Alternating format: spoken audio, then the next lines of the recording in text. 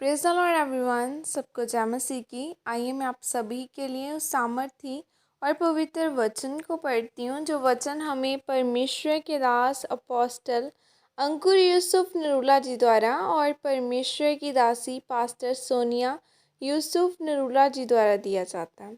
आइए मैं आप सभी के लिए उस सामर्थ से भरे और पवित्र वचन को पढ़ती हूँ।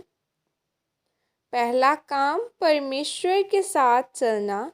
जैसे कि पवित्र बाइबल उत्पत्ति 2 की 15 में लिखा है, तब यहोवा परमेश्वर ने आदम को लेकर अदन की वाटिका में रख दिया कि वह उसमें काम करे और उसकी रक्षा करे। आमीन।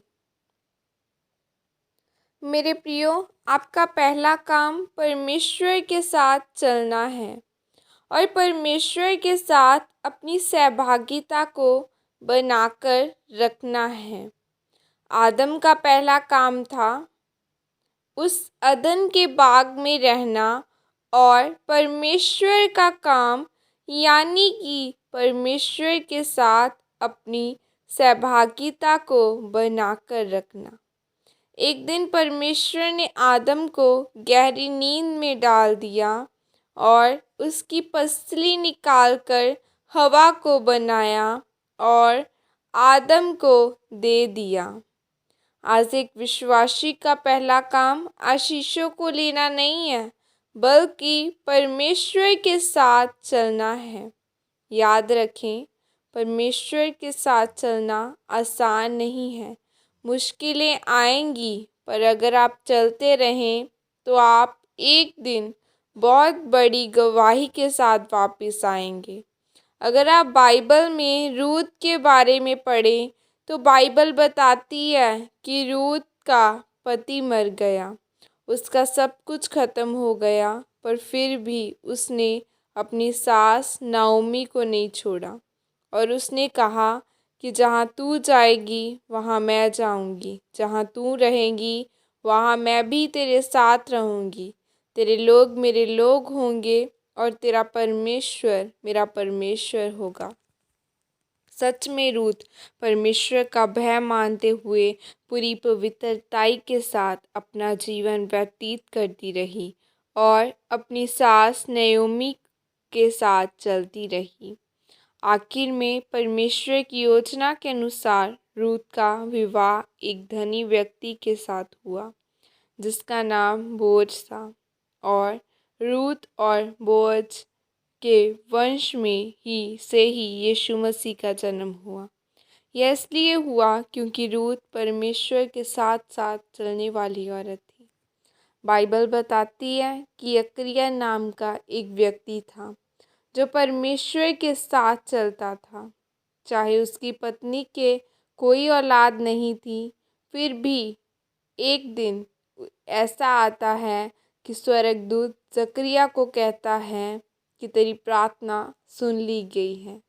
तेरी पत्नी एक पुत्र को जन्म देगी और तू उसका नाम यूहन्ना रखना।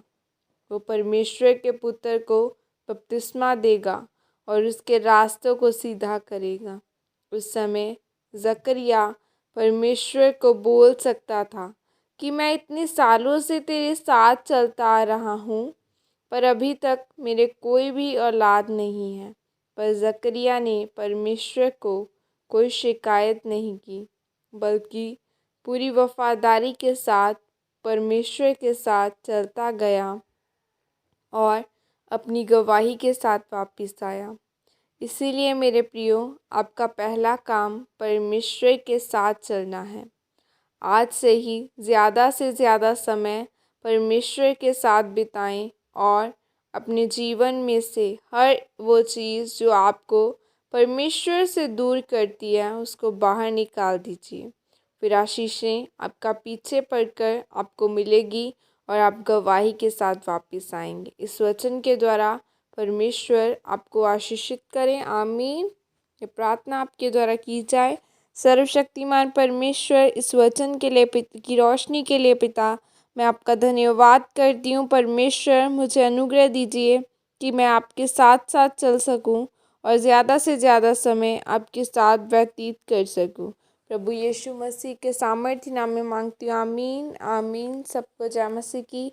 God bless you all. खुदा करूँ आप सबको छुए और इस चैनल को सब्सक्राइब करना और कमेंट में अपनी जो ब्लेसिंग देते हो, मैं आप सबका धन्यवाद करती हूँ। मैं और विश्वास करती हूँ कि खुदा सचमुच, अगर जब आप मुझे ब्लेसिंग देते हो, और मैं बिलीव करती हूँ, मैं प्रार्थना करती हूँ कि खुदा आप सबको भी ब्लेस करेगा, सचमुच आपको बढ़ाएगा। God bless you. सबको जय मसीह की। खुदा करूँ आप सबको टच करे और आप बिगेस्ट टेस्टिमनी के साथ वापस आएँ। God bless you.